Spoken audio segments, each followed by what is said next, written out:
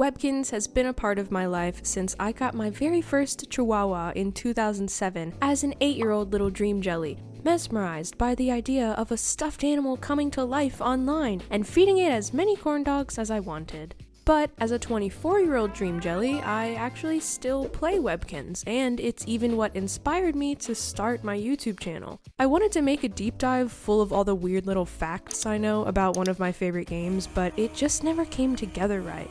So my plans changed and I made other videos, but the idea of that one Webkinz video never really left my mind. So now, over 100,000 subscribers later, which still blows my mind, I figured it was time to really strap in and put all of my semi-useless knowledge and trivia and charged up Webkinz power into a video. So I made my own Webkinz Iceberg from scratch, and now we're here. I know icebergs are pretty different from my usual content, but I always want to make the kind of videos that fit best with my ideas and what I would want to watch, so even though it's a little new and I had to figure out how icebergs even really worked while making this, I thought it was still something cool that was worth a try, and I hope it's a fun watch.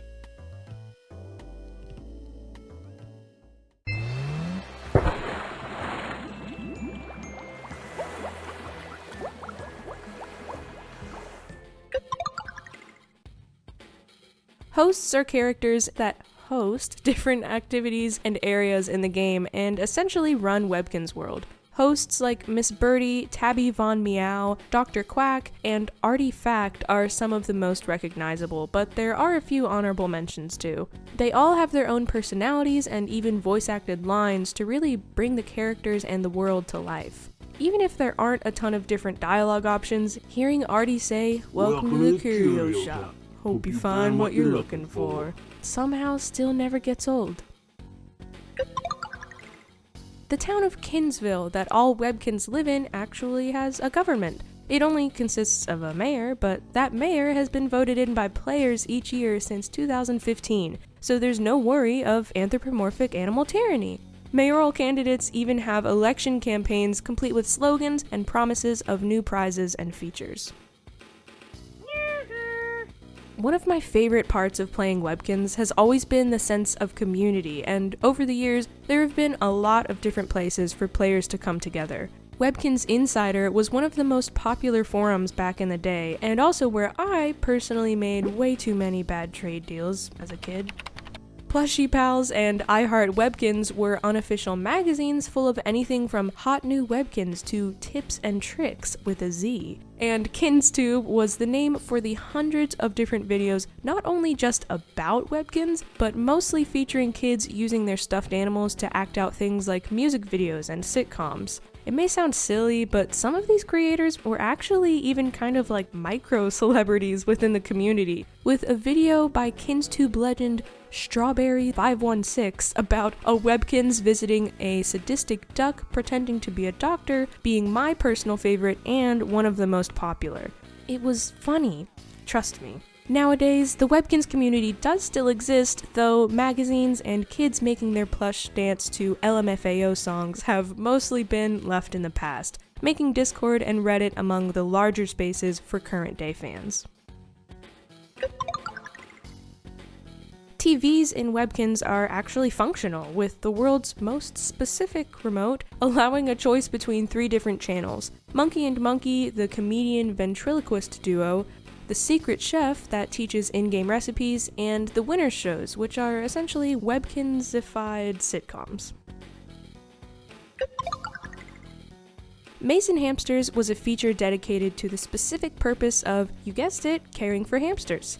While Webkinz hamsters may look unassuming and very round, these chunky little guys were featured in a unique 3D rendered world of their own within the main game.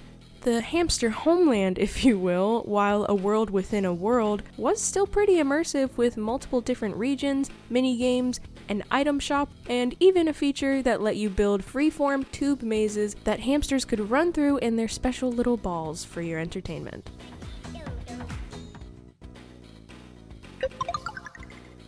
When Webkinz was really hitting it big, there were contests being held left and right to create hype for the game. There have been officially hosted contests run by Webkinz, usually some kind of designing competition for items or even pets that the winner will get featured in the game, but there have probably been even more unofficial contests run through magazines, stores, and really anyone else who wanted some of that sweet Webkinz clout. And to be honest, the main reason I'm even mentioning these contests is because I entered some random Webkinz video contest when I was younger, poured my heart and soul into it, but the winner was chosen by the amount of views they got, so I didn't win, and I've never gotten over it. Hello, I'm Cinnamon the Chihuahua. Welcome to Webkinz Newscast. Hi, I'm Bubbles. Hello, I'm Right, this book, then we have our comics against our dog squad. Clearly, we know who should have won. That video might just be my magnum opus. Maybe I'll post the whole thing one day for redemption. Webkinz was so popular at its peak that just selling plush pets wasn't enough, and Gans pretty quickly expanded their product line.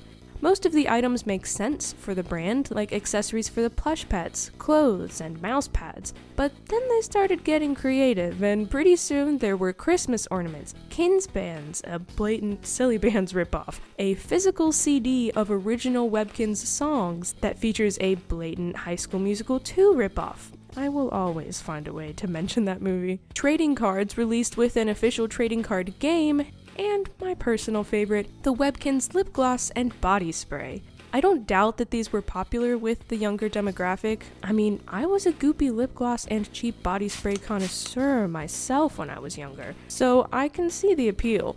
But it's still just wild to see computer game branded beauty products in general. Books are purchasable, interactive objects that contain anything from guides to coloring pages to recipes. There are some books, though, with stories in them, and although they're pretty basic and written for children, these storybooks hide within them the secrets of Webkinz world, or, in other words, pretty much the main canonical source of in-game lore. It is still a kids game, so the stories aren't that deep, but there are mentions of distant regions and magical, mysterious lands that expand the Webkinzverse, and even dates some of these ancient regions as being hundreds of years old, which is the only real semblance of a universe timeline. And that stuff is cool and all, but one of my favorite parts about the books is the goofy, somewhat wobbly art that's featured in them, bringing us such out-of-context classics as Thousand-Yard Stare Monkey, Cross-Dressing Arte, Sobbing Fairy featuring Angie Polar Bear, and this. Zumbuddies are little fairy-like creatures that function similarly to hamsters in that their plush and codes unlock their own special dedicated area.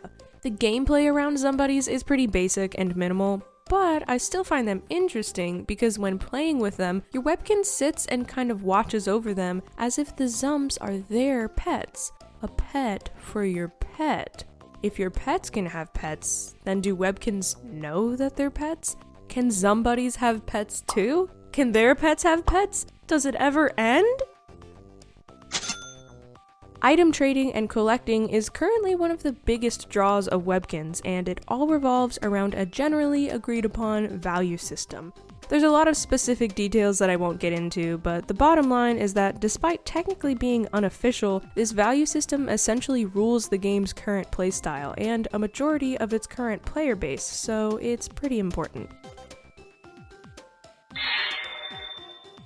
The Magical Forest is known to be a mystical area in Webkinz full of fairies and secret treasures, but it's actually more so an incentive to buy even more Webkinz merch in the form of charms and figurines that unlock features in the area. What's more interesting than the product peddling, though, is that the Magical Forest introduced magic, fairies, good forces versus evil forces, and the most intense Widow's Peak you've ever seen into a previously animal-only, non-magical world. The lore doesn't really go beyond that, but I still appreciate the area for world building, even if the eerie giggling of the bug-eyed, copy-and-pasted fairies kinda creeps me out.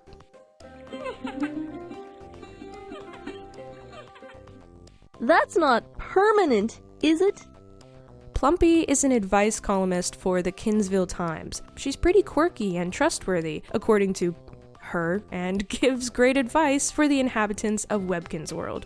She's also known for being a repeat beauty volunteer at the Kinzville Academy's grooming class, where players dye, cut, and style her iconic, long, flowing blue hair, which makes it all the more shocking that her hair is actually a wig. Earlier iterations of Plumpy's character show her without her sensational blue hair. And to confirm the scandal, there's even an in-game wearable item known as Plumpy's blue wig. Though it's unavailable for regular players. Clearly. I guess you can't always trust everyone you meet, no matter how good their advice is.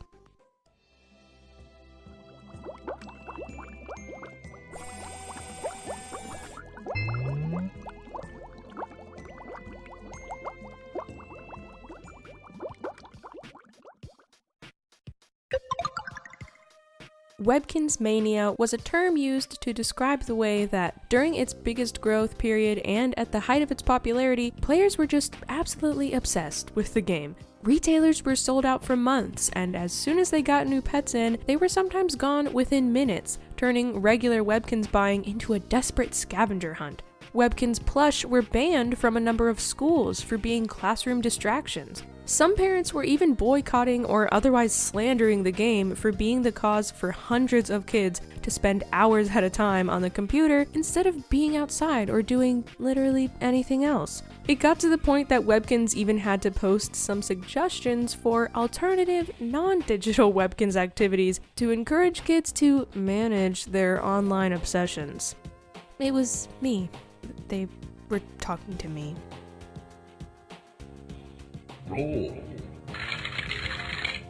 Most minigames in Webkinz are pretty simple and easy to understand, but DiceKinz was the exception to this during its reign on the site. To its credit, the concept of DiceKinz is pretty creative, as it's a completely original idea compared to some of the games in the arcade that look a little familiar. What gave it its charm, though, is also what led to its downfall, as even though it was unique, DiceKinz proved to be a little too complicated for most younger users in Webkinz. With action, target, and defense mechanics, and even special dice and booster packs, I don't think many kids ever really knew what was going on. I can tell you that I definitely didn't, though it was fun to just click around and see what happened. Despite trying to clear up the confusion, it just wasn't working, especially amid some concerns from parents assuming it had something to do with gambling because of the dice within the game, I guess. DiceKinz was eventually retired, and although a lot of us didn't really know how to play, it still lives on fondly in our hearts. Webkinz has always had ads in the sidebar, but in the beginning, they mostly just promoted Webkinz games and merchandise, or otherwise just told you to brush your teeth or look at this crab. These dedicated ad spaces one day, though, were filled in with actual third-party promotions, mostly advertising things like movies and TV shows. The controversy came from some parents disagreeing with advertising to children as a whole, especially when those ads incentivized interacting with and visiting promotional sites by offering in-game items like clothing and food. I mean, how could you say no to Theodore's special waffles? Other reactions included being frustrated that advertisements were pushed in a game that already operated under a pay-to-play system, arguing that paying to access the site should exclude further exposure to ads. But despite some backlash, the advertisements stuck around for a good while after their introduction. The t-shirt maker was a creative feature that let players design their own t-shirt using predetermined assets.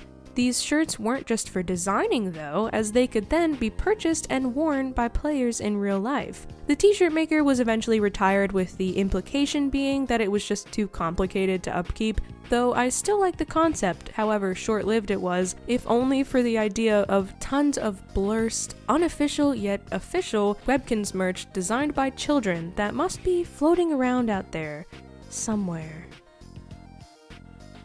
Oof. In a world that's mainly full of animals, Zingoz exist as a species that's not an animal at all. There is no real backstory or explanation for what Zingos are or why they're around, but they are featured in some books as inhabiting secret forests and guarding ancient temples, so they're seemingly pretty old. There are lots of different types of Zingos, and their hobbies include throwing and eating pies, playing soccer, bouncing around, singing, and being manhandled, to put it lightly. Whether by being dunked in vats of goo or being whacked around with clubs by their business partners, the Zingos. Wacky and Zacky are among the two most well-known Zingos, with Wacky even acting as somewhat of a Webkinz World celebrity if the multiple games, celebrations, guest appearances, and in-game items themed around him is anything to go by.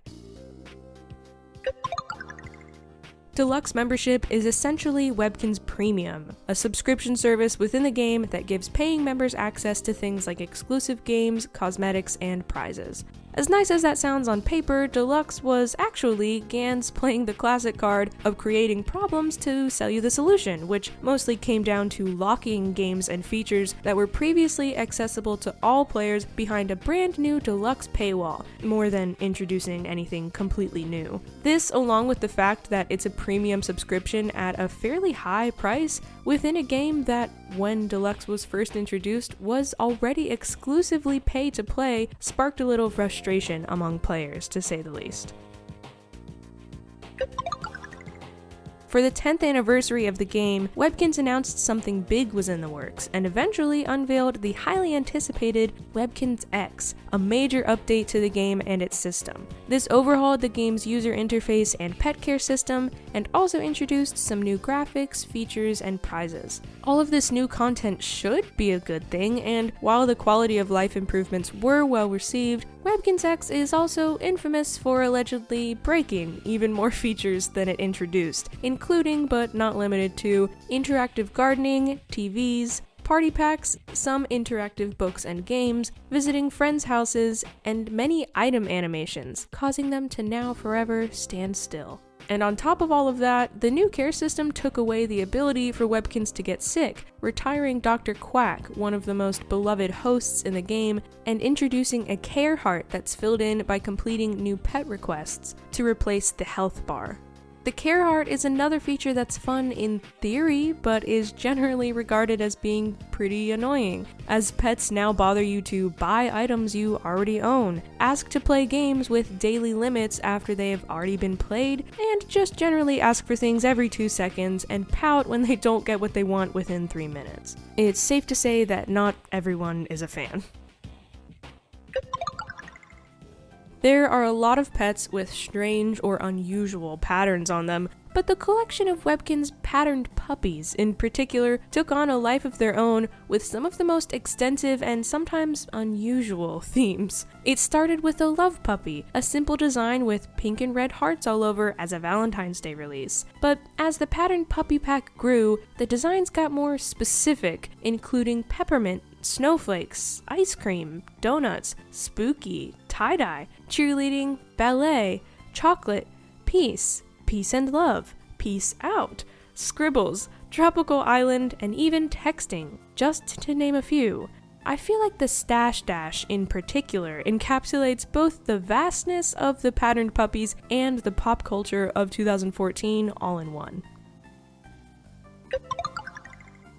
College Board is somewhat of a micro-celebrity within the Webkinz community, and really only for being frequently seen with the high score of the day in various arcade games. The name of the pet itself is what drew most players in at first, as it's sort of unusual and memey, but with their continued and consistent appearances, they've gained Webkinz infamy among dedicated players. It's common now for players to post College Board sightings in the wild, and new College Boards have even appeared, which are either pets named by players inspired by the one and only, or the OG creating a College Board army, and I'm not sure which one I like better. One of the most interesting parts of this whole saga is that despite their infamy, the actual player behind College Board is still a mystery, as no one in any of the largest active communities has claimed them. And at this point, I don't know that I would believe someone if they did. I wonder if they're unintentionally keeping their identity a secret and watching us all admire them from the shadows. or if College Board is just your average Webkinz player that's just really good at arcade games and has no idea about their legacy. Either way, if you're watching this, College Board, I hope you know that we appreciate your little narwhal and love seeing you around. One interactive book within Webkinz is not like the others, as it's one of the only, if not the only book that's been removed from the game. The Last Adventure tells the story of two Webkinz hosts, Artifact and Doug the dog, and how their friendship was destroyed. The TLDR is that Artie wanted to tell the town about some valuable gem mines he found, but Doug is all like, "No, that's not fair, I want all the gems only for me." Artie doesn't care and makes the mines public anyway. Doug gets all pouty and upset, goes no contact, and they've been that way ever since. This is also an origin and discovery story of the infamous gem mines that Artie operates from the curio shop. To this day, Artie and Doug still don't talk to each other and even run competing gem-based businesses, which is just a little bit sad, and made even sadder by the fact that Doug still keeps a plush doll of Artie in his club room. Maybe that's why the book was taken out of the game. Too many kids crying over these dog buddies turned enemies.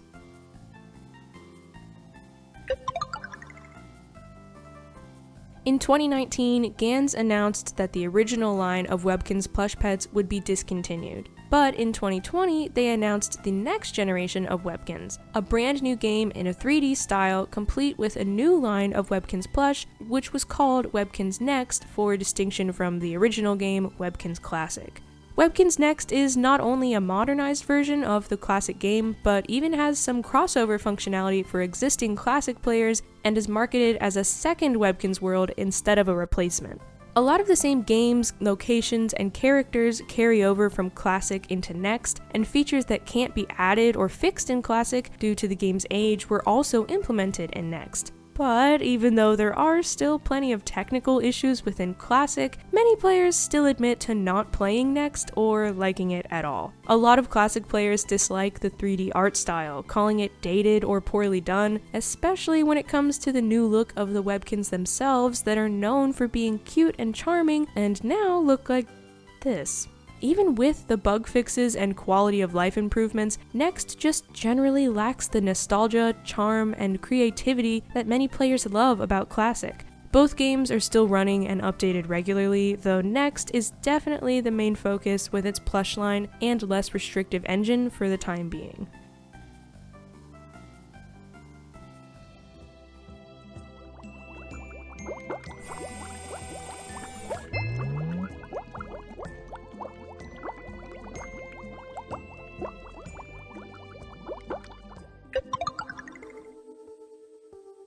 The Gans eStore is yet another controversial feature of Webkinz that revolves around purchases and exclusive features, only this time premium currency is thrown into the mix. When it was first introduced, the eStore only operated in USD, but not too long after it was launched, eStore points were introduced and the store kind of took off from there. The eStore is now a huge part of the game and its economy and receives the most regular updates, which creates some mixed feelings around the community. The existence of so many premium items, along with fabricated scarcity and even replicas of existing valuable items that are for sale in the eStore, tends to create a more money-based trading economy and throws off the balance of the existing value system, which is arguably what keeps most players still interested in playing. At the same time though, the game's popularity is only a fraction of what it once was, and the eStore is likely the main source of income that keeps Webkinz running and profitable 18 years in. For some reason, Dr. Quack of Webkinz fame has a Twitter account.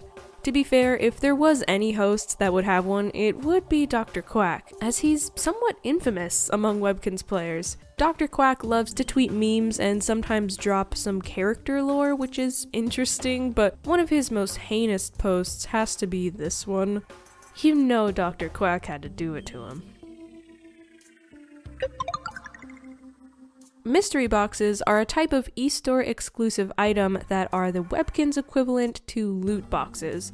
Loot boxes are a controversial subject for a number of reasons, but it mostly comes down to the idea that they feed into FOMO, can create video game addictions, and are essentially gambling. So yeah, not a great look for Webkinz in this case, and even worse considering the name of their mystery boxes is seemingly trying to step away from the loot box branding despite being the exact same thing.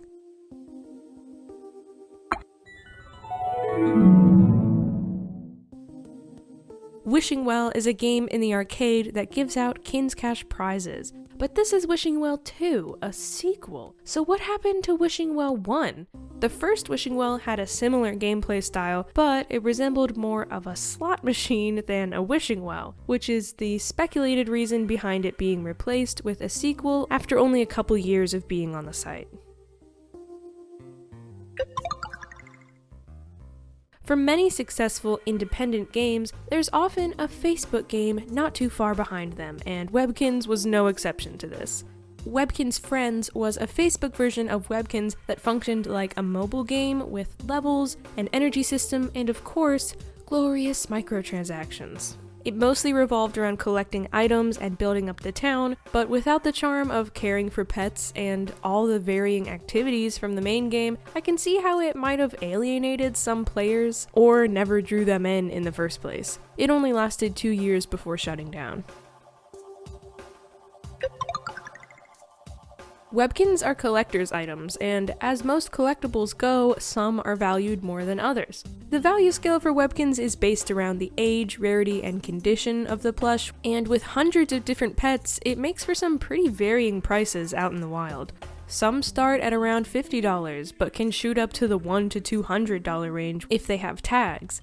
Others can be priced even higher, with some reaching up to $500 and $600, and the narwhal usually having some of the highest resale prices since it's reportedly the most rare pet of them all. Being a Webkinz collector is expensive, to say the least. Beanie Babies and Webkinz have had a sort of unspoken, ongoing feud since Webkinz were first launched.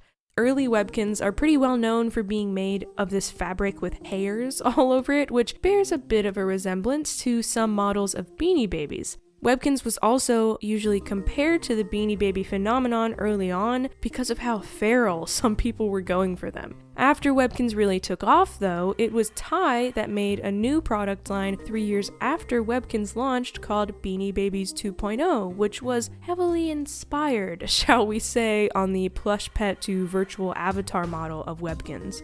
It didn't really take off though, so Ty made the big sparkly-eyed successor of Beanie Babies in 2009 called Beanie Boos. Not to be confused with the second generation of Webkinz plush pets, which are a completely different and not at all similar product. I know that companies and products take inspiration from each other all the time, but this quiet back and forth between Webkinz and Beanie Babies just makes me extra interested in who's going to strike next in their little feud that's been going on for years.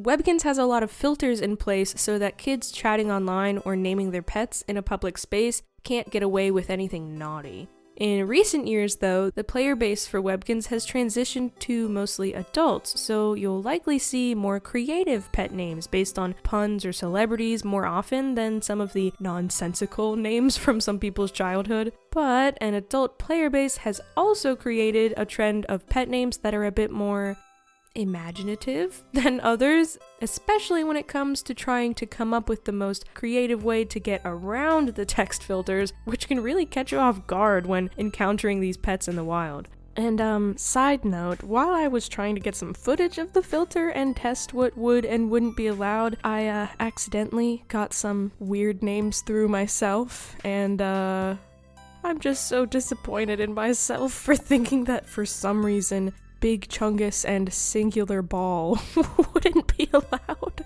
And these names cannot be changed, so I apologize to these Webkinz specifically. Anyway, now please enjoy a curated collection of cursed or otherwise, innovative pet names from some of Webkinz's most inspired visionaries.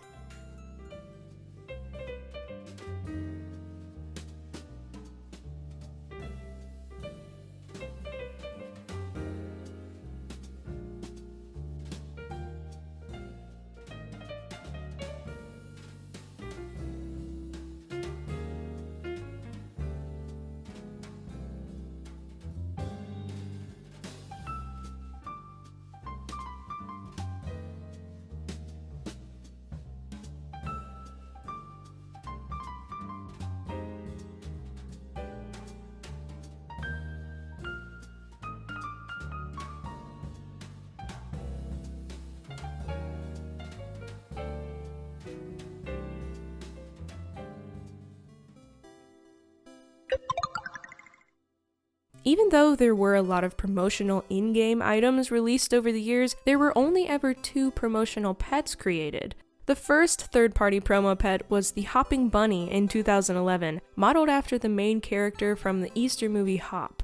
The Webkinz creative director Carl Borst has mentioned that he was pretty reluctant to release this pet or to make any third-party pets at all, and admitted that Hopping Bunny pretty much affirmed his original stance. Which makes it interesting that only 2 years later, another promotional pet based off of the meme Grumpy Cat was released, complete with a physical plush and exclusive grumpy dialogue.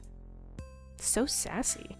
Aside from these 2 pets, no other promotional Webkinz based on third-party IPs or media have ever been made, which makes the 2 that do exist a bit of an eclectic pair.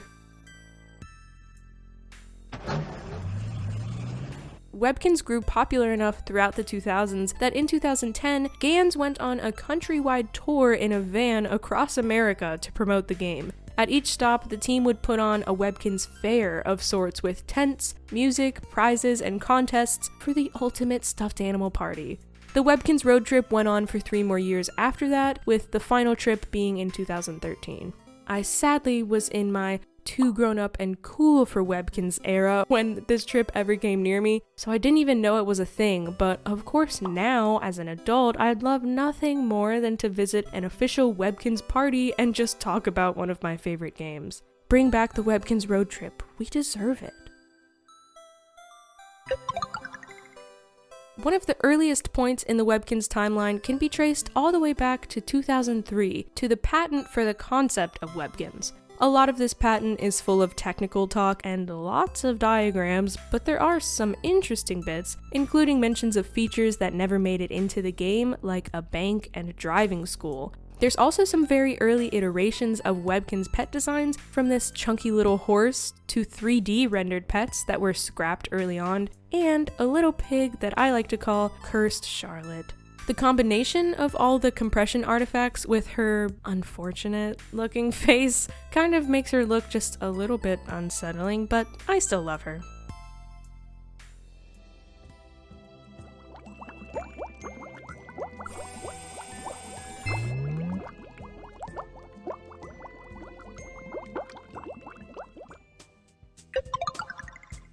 Alongside plenty of colorful, wholesome, and creative Webkinz, pets like dragons, zombies, vampires, dinosaurs, general creatures, and even cryptids also all exist within the Webkinz universe. And while these pets might not seem all that weird or special in a world full of canonical magic and talking animals, one of the lore books sort of complicates the picture. Webkinz unicorns were actually discovered somewhere in Webkinz world, and before that were thought not to exist. There's even a separation made between unicorns as a creature and Webkinz as a species. So does that make every other mythical or strange animal not technically a Webkinz, but something that was just discovered, created, or otherwise accepted into society? Were zombies and vampires once regular Webkinz that got turned into different creatures? Were dinosaurs, dodos, and woolly mammoths saved from an extinction event or brought back to life in a Jurassic Webkinz Park scenario? What's the deal with android pets, or Webkinz made out of only snow? The rabbit hole is seemingly endless.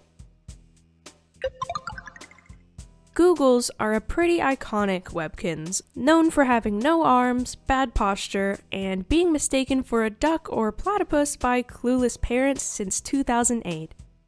But what is lesser known about the Googles is that they have at least 20 years of history from before Webkinz even existed. The Googles was created as not just an original animal, but a full product line by Gans at some point in the early 80s. Many of the Googles are the classic semi-aquatic bowling pin with flippers design, but other animals like rabbits, dogs, beavers, and raccoons were created and shaped in a similar flopped over and spread eagle style. Some of their original tags even detail a backstory where Zygmunt von Gugelheimen discovered the species on Mount Shigomia and brought them back for everyone to care for. In addition to that riveting tale, there's also additional lore within Webkinz in yet another storybook where a Webkinz discovers a secret village of Googles hidden in the forest. People basically gaslight her and call her crazy, claiming that Googles don't exist until they eventually do show themselves to the rest of the Webkinz and everyone lives happily ever after. That's pretty much the extent of their species lore. Oh, that and that they love goo-goo berries, throw really great parties, and can see into the future. You know, normal stuff. In 2020, there was an alleged data breach at Webkinz that compromised 23 million accounts, with usernames and passwords being posted on the dark web. As far as I can tell, there were no reports of anyone losing their account or otherwise being targeted after the attack, as Webkinz accounts aren't connected to any personal information like real names and addresses. Still, players were prompted to reset their passwords, and in general, it just wasn't a great look for a company that was gaining popularity with nostalgic players during the pandemic at the time, and that was only months away from releasing a brand new game. That looks like a great vacation. The travel agency was a place that let players take a virtual vacation with their Webkinz, and was run by the host Debbie Dragon. Debbie functioned the same as all of the other hosts in the game, until she disappeared. The travel agency was eventually retired in 2012, 4 years after its launch, and replaced with a version that could be entered freely, which eliminated the ticket system and Debbie's job.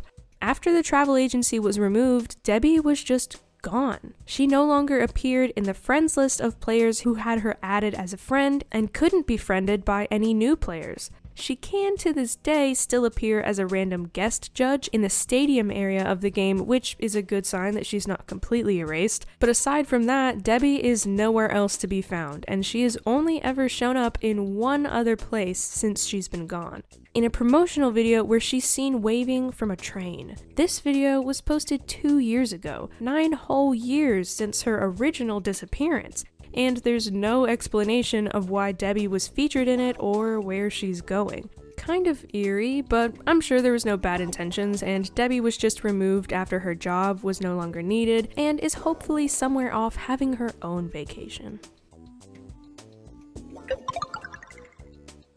In 2012, Webkinz introduced free accounts that let new players join without buying a pet with an adoption code.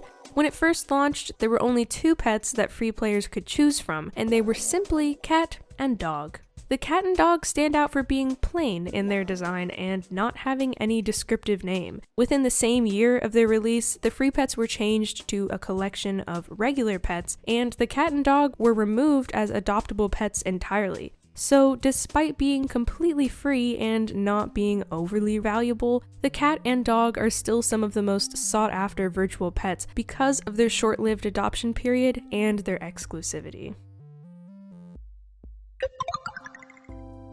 Despite the existence of zombies, dinosaurs, and cryptids, there are interestingly no humans in Webkinz world. Fairies do resemble humans the most, but they're a different species entirely, and their wings and bulbous heads arguably set them apart anyway. There is another potential relative to humans that inhabits Webkinz world though, and her name is Sarah. Sarah is a mermaid, and the one thing that tends to be true about mermaids, no matter which lore you're citing, is that they're half fish, half, that's right, human.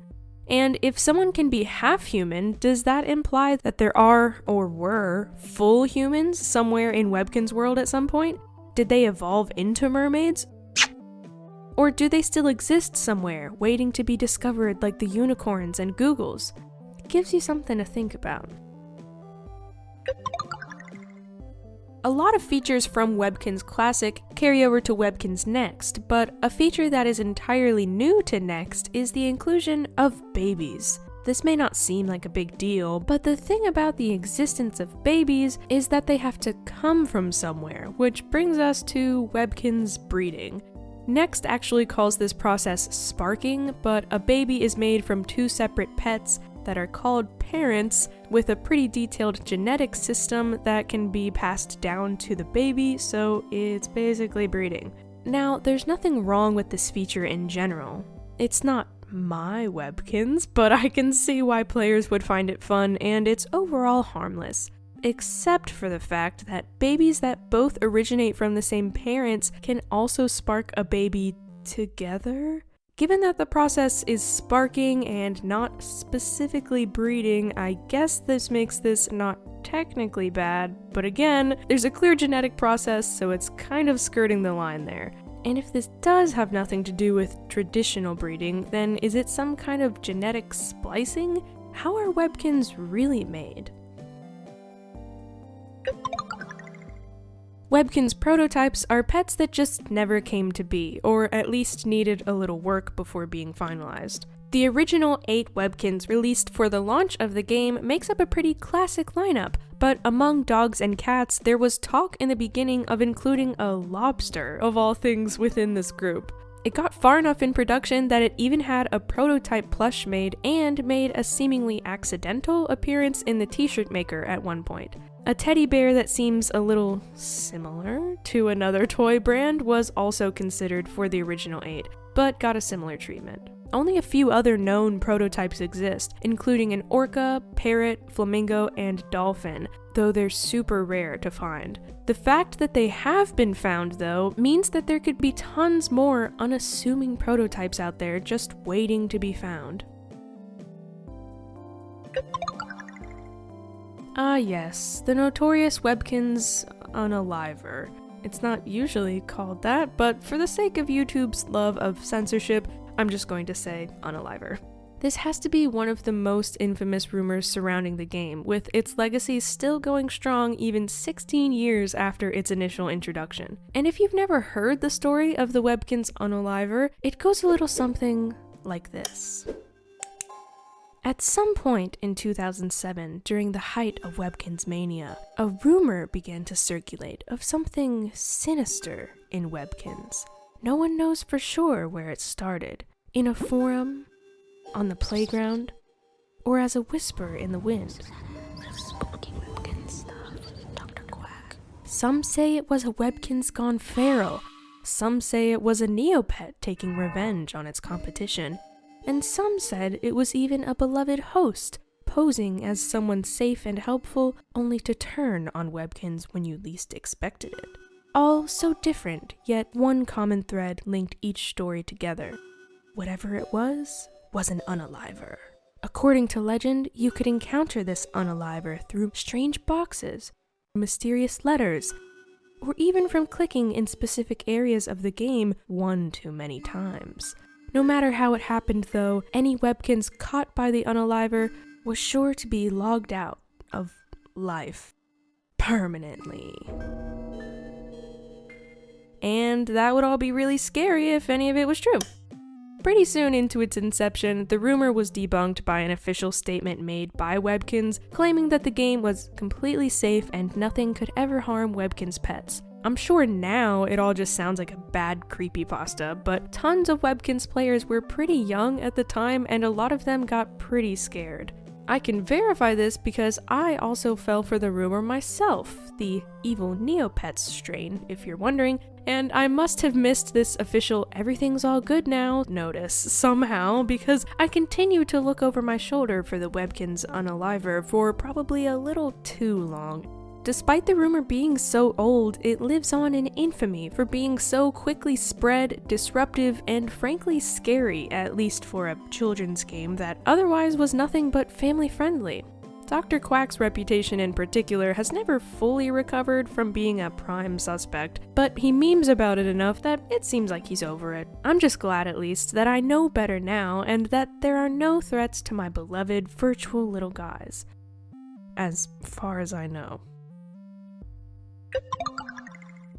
The squirrel monkey may look like any regular Webkinz, but it comes with a bit of a backstory. This pet is actually modeled after and made to honor one of the first animals launched into space, a squirrel monkey named Miss Baker. The pet was a US Space and Rocket Center exclusive, so it could only be bought at the center or online through their website. The squirrel monkey comes with some cool space-themed exclusives, and overall has a cute but kind of obscure story for a Webkinz.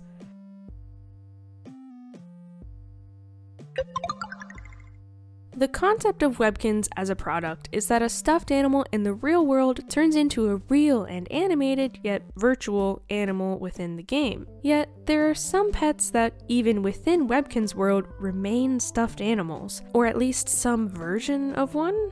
Animals like the cuddly teddy bear, sock monkey, and beanbag bear are all pets that, despite being alive, are also still plush pets, which creates a pretty meta situation and raises a few questions too. Do these pets count as toys or as Webkinz? Are all in-game Webkinz actually still just stuffed animals, even after coming to life online?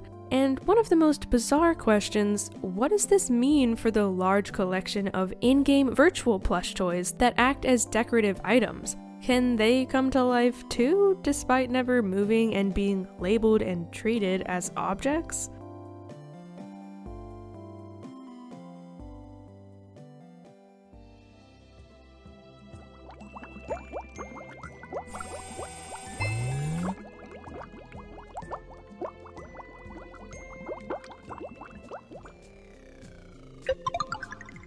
In 2019, Webkinz released a statement that all accounts that were inactive for more than 7 years would be deleted, reportedly due to their own policy and legal requirements regarding stored user data. There's no conspiracy or anything here, as the team even said themselves that as a business, they want to retain accounts for returning players. It mostly just surprised and upset people though, as there was only a month's notice posted on Twitter and the game's login screen before the accounts were removed.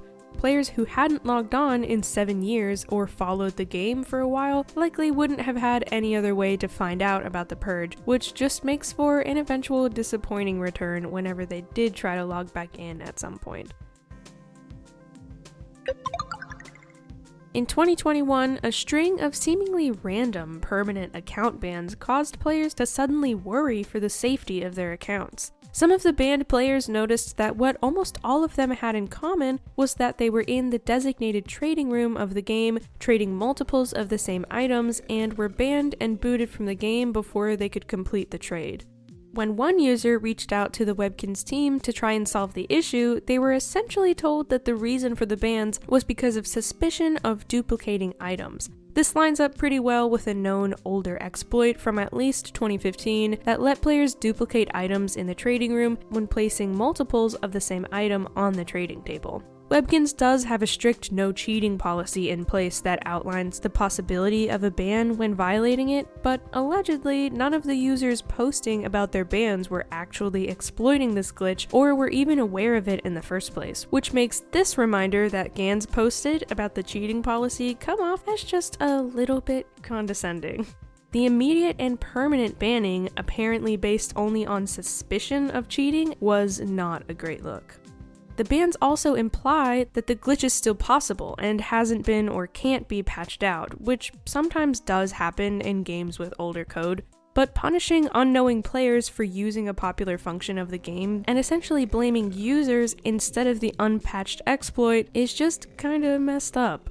As a staff member said, most if not all players that didn't actually exploit the duplication glitch did get their accounts reinstated, but it's a problem that shouldn't have existed in the first place.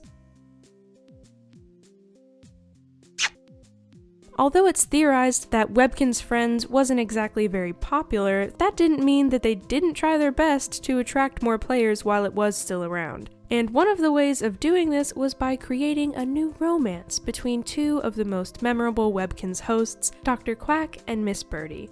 This isn't the only canon romance that has made its way into Webkinz, with Plumpy actually marrying the creative director Carl Borst's self-insert rhino character since he's married to Plumpy's voice actor in real life.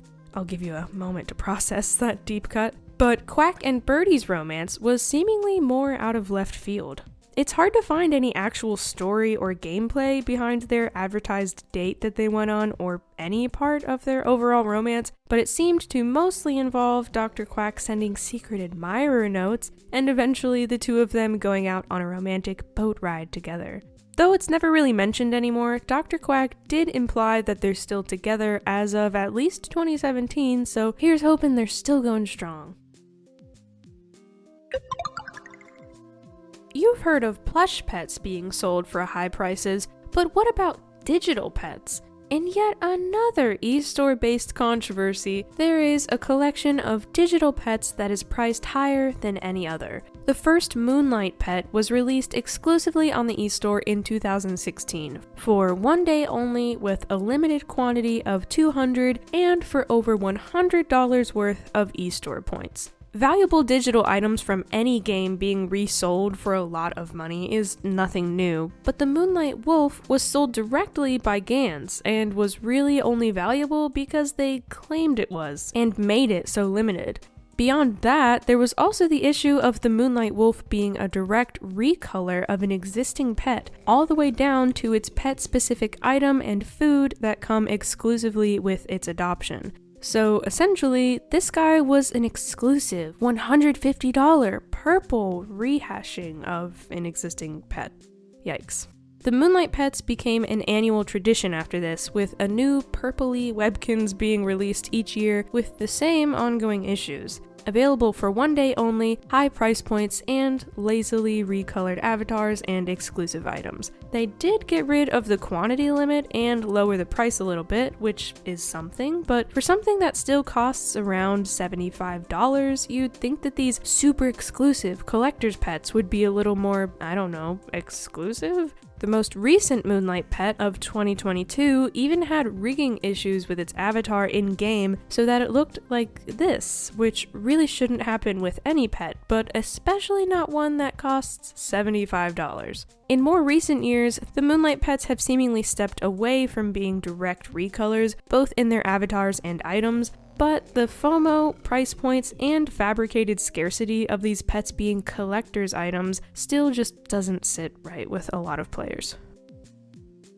Today looks like a good day for some mining.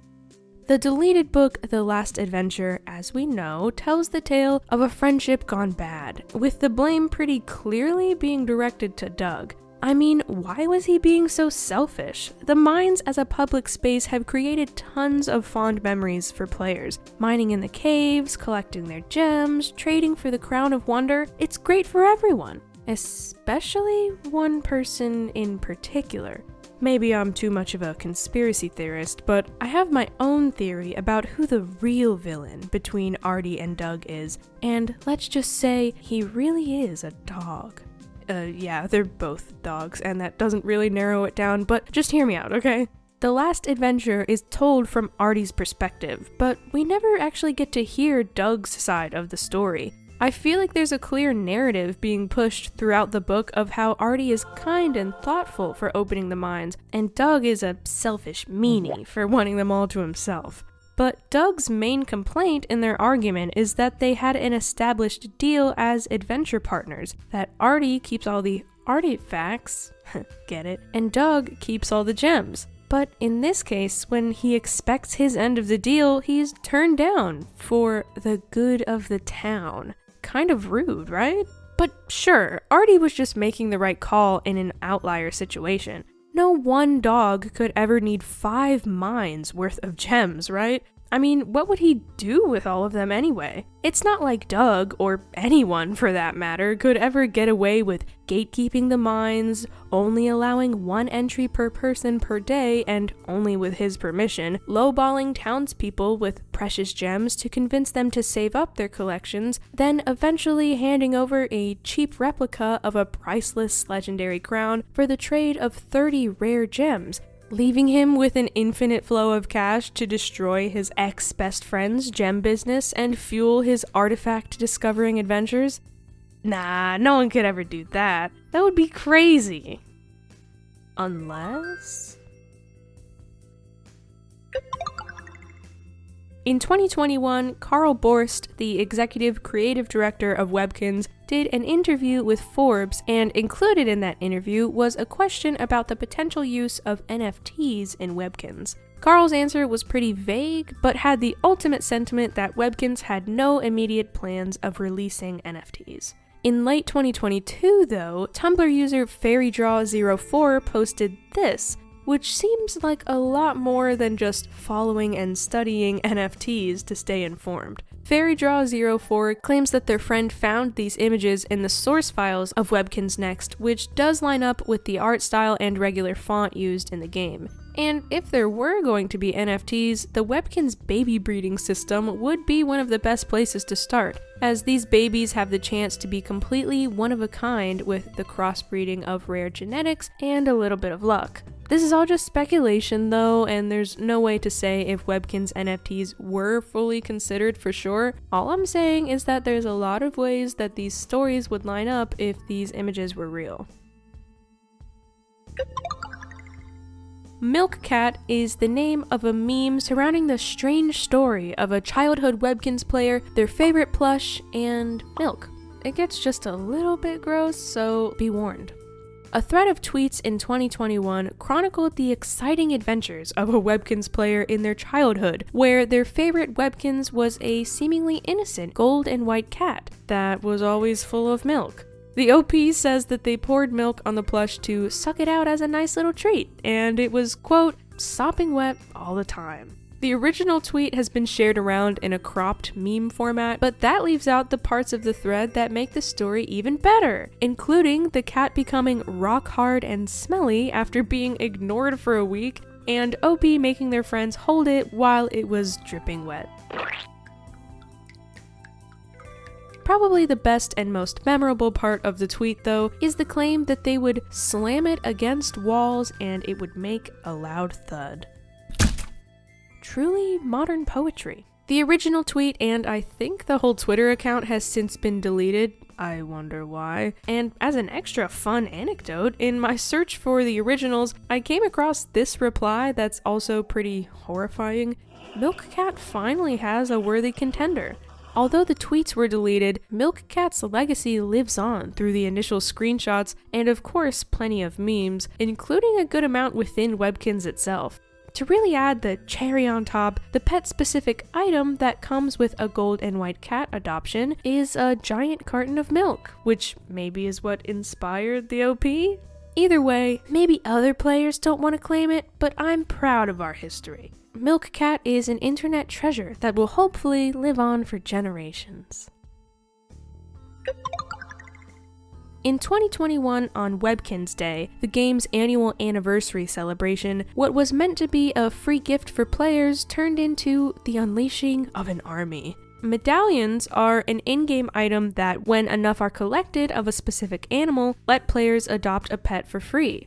Medallions are usually only earned one at a time and at random, which made the Webkinz Day 2021 gift of 25 Kiwi pet medallions seem like a nice gift. When players opened up their Kiwi medallion bundles though, it became pretty clear that the item was bugged and would let anyone open and reopen it infinitely, giving them a never-ending supply of Kiwi medallions and, subsequently, a never-ending supply of Kiwis to adopt. Some people were just confused, and some people traded their Kiwi medallions in to adopt other pets they were saving for. But for others, the draw of the majestic Kiwi was irresistible.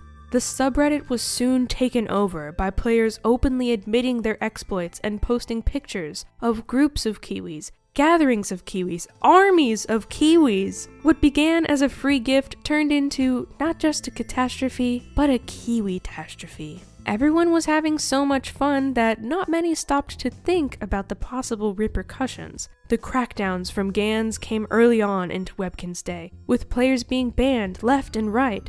Everyone who wasn't banned lived on in fear, feeling guilt, remorse, and sorrow for the potential fate of their pets, all at the cost of the Kiwis. Some people blamed GANs and even reprimanded the bans, claiming that an infinite number of pet medallions should be allowed if GANs was the one who made the mistake of releasing a bugged item in the first place. No matter what the different opinions were though, everything calmed back down eventually, with some players being irreversibly banned while many reportedly just got away with it. And I'll never tell which side I was on. The Kiwi medallion bundle was still given out during Webkinz Day in the years following the scandal, but without any issues this time, leaving KiwiGate 2021 to stand alone in its chaotic infamy. To take care of Webkinz, there needs to be food. And for there to be food, there needs to be a food source. The place where food comes from may not really matter when it comes to pickles and popsicles, but what about when it comes to milk, eggs, and meat? A lot of Webkinz pets are carnivores and omnivores, and many other Webkinz pets are traditionally the prey of these predators, even sometimes being named as ingredients in some foods that are made specially for animals of prey. Webkinz don't ever do much besides just sit there smiling and playing games, so it's not like there are Webkinz predators turning feral and pouncing on their fellow pets. But then the question still remains, where do animal products in Webkinz come from? The dedicated milkman and ice cream vendor of Webkinz World is a cow. Is he selling his own product or product from someone close to him? Are Webkinz from deleted and archived accounts sent to the Rainbow Webkinz Bridge in the sky and eventually served to other pets in the form of chicken nuggets and corn dogs? And why do Webkinz have no reaction to being fed foods that are made of their own species? It's hard to tell if everyone in Kinzville is actually just vegan and eating plant-based diets, or if there's some kind of darker conspiracy going on behind the scenes.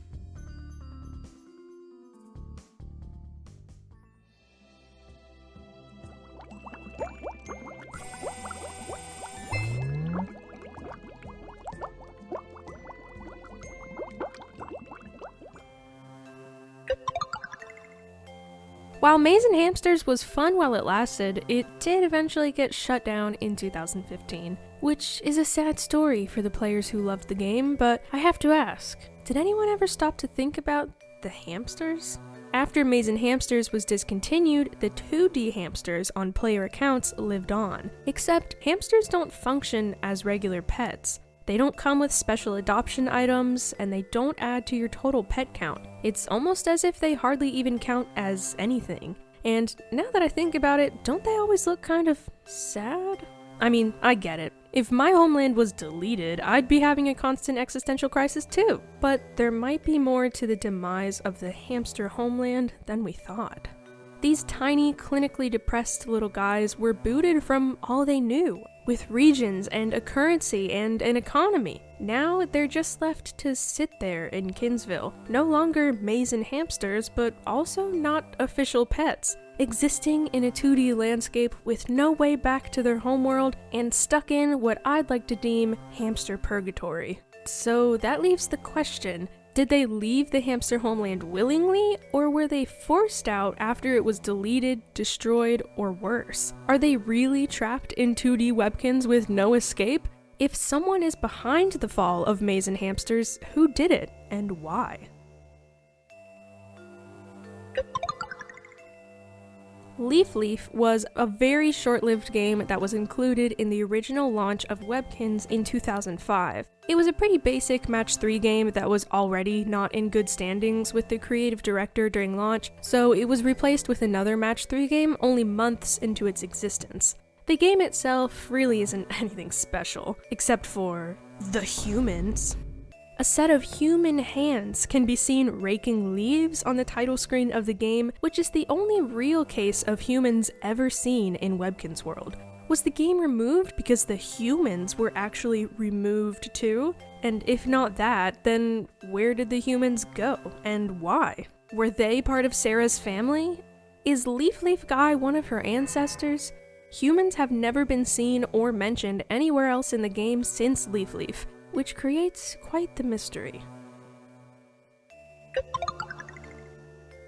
The Webkinz X update got rid of a fair amount of game features, and among these features was the speak button. The speak button allowed players to talk directly to their Webkinz, asking questions and telling them how much they loved them, which always led to a reply from the pet. Webkinz before Webkinz X would also have a lot more to say even when not being spoken to directly, with reactions to different activities and varying emotions. But now, in a post-Webkinz X era, pets can still speak, but they're much less animated than they were before. Their dialogue is more canned and repeated, and they only really talk when asking for things or after eating.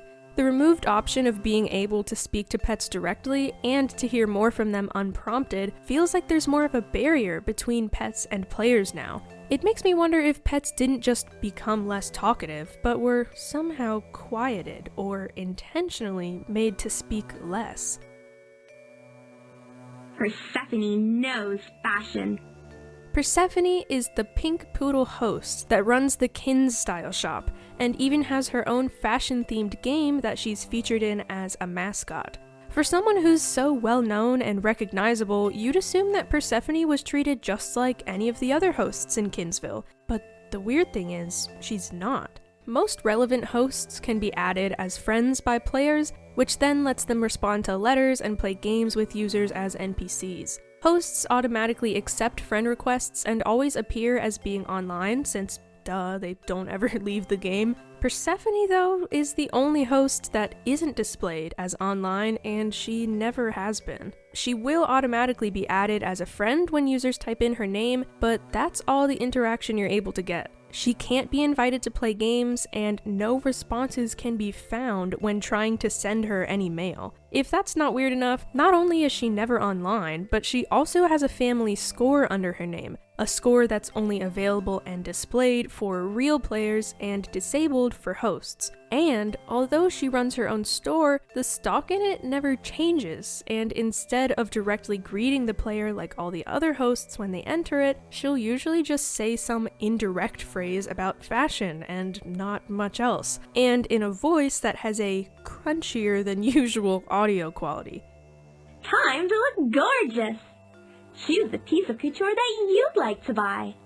So she never changes, never directly addresses anyone in her shop or through letters, doesn't leave or restock her store, and never appears online. Is something wrong with Persephone? Is she even who she claims to be? How did she get a family score if they're only available to players? I don't want to get too wild by theorizing that she could have been, I don't know, a player at one point that was for some reason taken and trapped in the game, sentenced to never truly communicate again, but it would line up pretty well, wouldn't it? The only plot hole that would leave is who did this to Persephone? There isn't much criteria for what makes a Webkinz host a host. There are plenty of other characters that talk, wear clothes, and have jobs, yet aren't actually given the official title, so maybe it doesn't really matter if it doesn't change anything. There is quite a distinction to be made, though, between hosts and regular Webkinz pets. Hosts run the whole town, including healthcare, government, employment, and economy. But pets are just pets. They have to be looked after, can't get around or exist without help, and walk around on all fours while being directed where to go. So, is there an unspoken line drawn between hosts and pets? And if so, who drew it? Is it just genetics and designated at birth, or is there some kind of hierarchy system with someone in Webkinz world deciding specifically who is higher functioning and who deserves more power than the rest?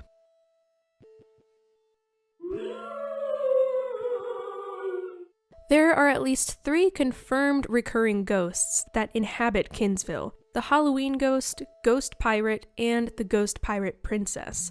Aside from being the only ghosts in Webkinz, their existence seems to be part of a bigger picture than just being featured characters in different activities. If there are ghosts, then isn't it implied that these characters were also once alive? And since the ghost pirate couple both resemble animals instead of just a floating sheet, does that mean that they are or were once Webkinz themselves? And if Webkinz can be ghost, does that mean Webkinz can be die?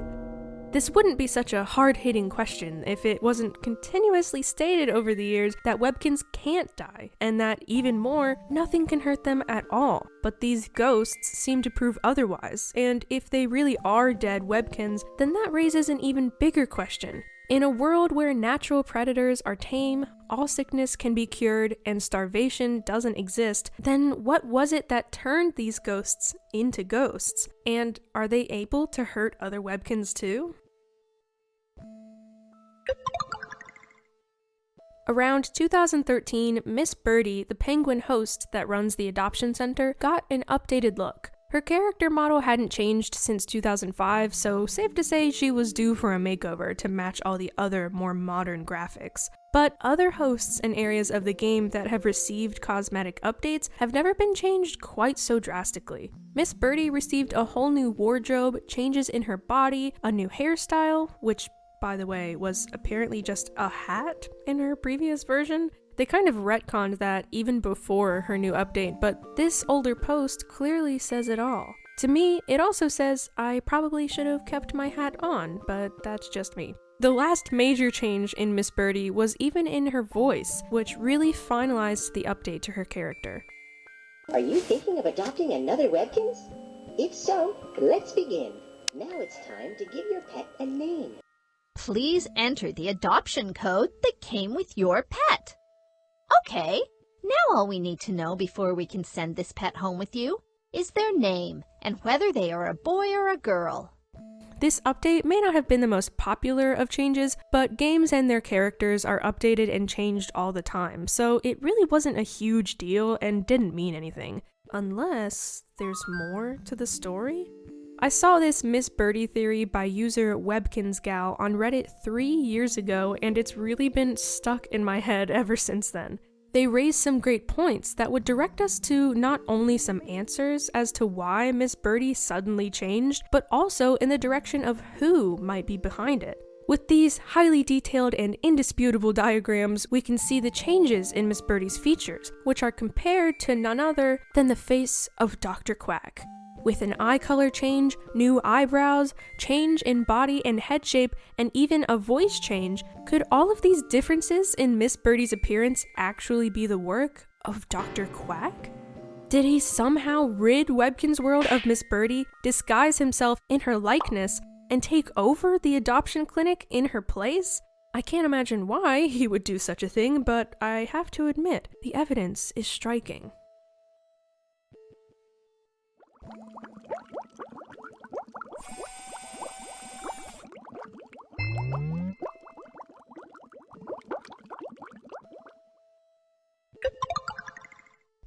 Throughout all of my research for this video, it seemed as though a shadow was looming over me. The deeper into the iceberg I went, the more something seemed suspicious.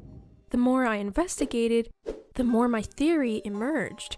And the more I looked, the more I saw him. He's everywhere, controlling everyone, and his name is Dr. Quincy Quack. Dr. Quack is known as a friendly doctor who's always happy to help a pet in need. But what if he's not as helpful and trustworthy as he wants us to believe? This brings us to Exhibit A, the humans. The humans seem to exist peacefully, raking leaves, wearing red shirts, doing other human stuff, probably. Until, that is, they were never seen again. Dr. Quack could have seen the humans as a threat to the animals and did what needed to be done before the developing town of Kinzville was overrun and taken from their hands. But Dr. Quack does help people, you may be saying. He runs a successful clinic that treats Webkinz. What proof is there of Dr. Quack harming anyone instead of helping them? Well, after Red Shirt Guy, and probably also his entire lineage, disappeared, how convenient was it that now, with no one in his way, Dr. Quack could run town meetings as a figure of authority, and operate the only clinic in Webkinz World, giving him a monopoly on healthcare providers? And what do both of these things give Quack the connections, resources, and power to become? Direct your eyes to Exhibit B, the Webkinz Unaliver. Who was the main suspect that was always at the forefront of the rumors? Who has a questionable medical license? What KinzTube video was the most popular on the platform? Who continues to publicly reference his relation to the rumors over a decade later, as if mocking all of us with the fact that he got away with it? All of these questions point to the same answer. The duck behind the biggest threat in Webkinz World? None other than Dr. Quack. How easy would it be for him to forge his medical license, pass the plans for the clinic as a public leader, perpetuate the perfect alibi of a friendly doctor, and attack an endless supply of innocent patients? And all of this, I believe, was to uphold his own twisted version of the best Kinzville, overseen and controlled by him, and only him. But even with a killer career, there was still one person in Dr. Quack's way, which is what leads us to Exhibit C, Miss Birdy's new look. Miss Birdy's creation predates even Quack, and she oversees one of the most important aspects of the town, the population. And if there was anyone who could figure out the secrets that Quack had been hiding and reveal his true intentions, it was her. In Quack's world, Quack should be the one who decides who gets to live in his town. And so, it would make sense that Quincy would do everything in his power to remove her. But I believe that another figure complicated his plans, and her name is Debbie Dragon. She heard the rumors, she saw the tapes, she knew that Dr. Quack was not all that he made himself out to be. And more than that, she saw that Miss Birdy was set to be the next unassuming victim. She needed to make an effort to try and warn Miss Birdy of Quack's true intentions before it was too late to tell her to run. Only Debbie was the next to mysteriously vanish. So what happened to our beloved dragon? As curious and sudden as her disappearance was, I believe that Debbie is still alive. She noticed that Quack had caught on that she was conspiring against him and his plans for Birdy, so she quickly used her connections in the travel industry, booked a one-way train ticket, and fled in the middle of the night. All proven by her appearance from only 2 years ago on a train headed to an unknown destination. And it would make sense for someone to remove all remnants of Debbie and her past life from Webkinz world, considering that what she knew and the suspicious nature of her disappearance could all be traced right back down to the very culprit that forced her to flee town. But while Debbie had made it out, Miss Birdy had no one to warn her of her impending doom, and was now at the will of Quincy's scheme. In 2013, she debuts her new look, a suspicious resemblance to Dr. Quack. And how timely was the new budding romance between Quack and Birdy that developed around this time? The perfect cover-up for a duck now leading 2 lives, Hannah Montana-ing around as Miss Birdy while masquerading as her charming lover at the same time. With everything in place, Quack now had free reign to run the town through the adoption center, the clinic, the town hall, and his secret moonlighting gig, and everything was coming up Quack House. Until, that is, Exhibit D, the mayor elections. A new contender for control over Kinzville was introduced in the 2015 elections for mayor, and everything Dr. Quack had worked for was all overshadowed by a 12-year-old. Cowabell Cowline, the first mayor of Kinzville. The only obvious response to this is that Quack couldn't stand sharing his authority and power, let alone with a Nepo baby at that. But without a way to get rid of her in the classic Quack style, without raising some eyebrows, he decided on a plan of action, all clearly detailed in a carefully planned series of journal entries to portray his innocence. First, he would spread word of a flu epidemic in Webkinz world, made more believable by his access to easily forged medical records.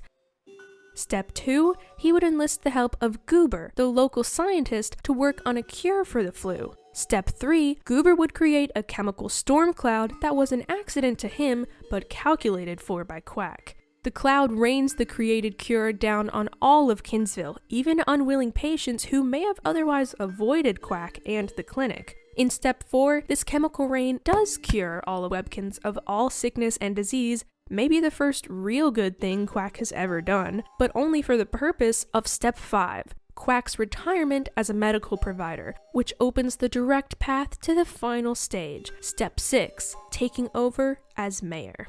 Now, I can't say for sure why Cowabell stepped down as mayor. She claims in her official statement that it was to focus on school and being a regular citizen. That sounds pretty reasonable, but it's also worth noting that someone seemed to know about Cowabell's plan to resign as mayor before it was even announced, and someone was clearly hellbent on achieving the position for himself. Coincidence?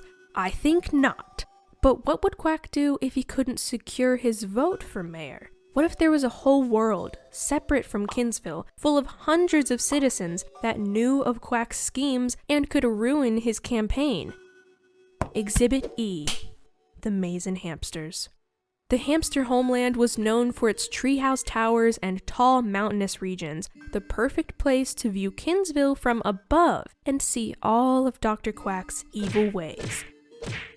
With an entire population's vote against him, Quack would easily lose the election, and his retirement would have been for nothing. And yet, this is right around the time that Mazin Hamsters as a world becomes inaccessible for mysterious reasons. What if the only way to take down these small, fast, and maze-navigating creatures was to take away their home, strip them of their rodent rights, and sentence them to a meaningless existence on the 2D plane, all as punishment for conspiring against him? It would explain the inaccessible nature of the hamster homeworld and why they always look so upset. They are overruled by an ominous, feathered overlord that only serves himself. It may sound over the top. If the signs weren't clear as day, Quack makes questionable comments about the integrity of Kinzville's democracy, gets suspiciously defensive when responding to anyone questioning the election, claiming he won through fairness and popular vote, and in the end, he did in fact become mayor, just like he wanted all along. And what he does with that mayorship leads us to the final piece of evidence, Exhibit F. The cure for a better Kinzville. Dr. Quack promised exactly that as his campaigning slogan, and in 2017, he delivers. A new miracle tonic is produced and handed out for free to every citizen in town. To everyone else, a magic healing tonic from a former doctor sounds completely innocent and well-intentioned. The only thing is, Dr. Quack already healed the entire world of disease. A ploy to set up an easy retirement and campaign for mayor. So then, if not curing sickness, then what is this miracle tonic really doing to the citizens of Kinzville? Is Dr. Quack the one behind the host hierarchy, using his medicine, chemical rain, and tonic to keep Webkinz pets below him and his host servants complicit? Do these substances help subdue, silence, or otherwise get rid of anyone that opposes him, including Miss Birdy, Debbie, the hamsters, and even Persephone and the roaming ghosts of his unaliving sprees? Why hasn't Debbie come back with help? Why is there no Webkinz police? Were the humans our only hope of protection that fell to Quack's powers early on? I can only make one concrete hypothesis based on all of this evidence, and that is that Quincy's real cure for a better Kinzville means the dismantling of Webkinz world as we know it, in favor of a Quacktopia, and we all have no choice but to live in it.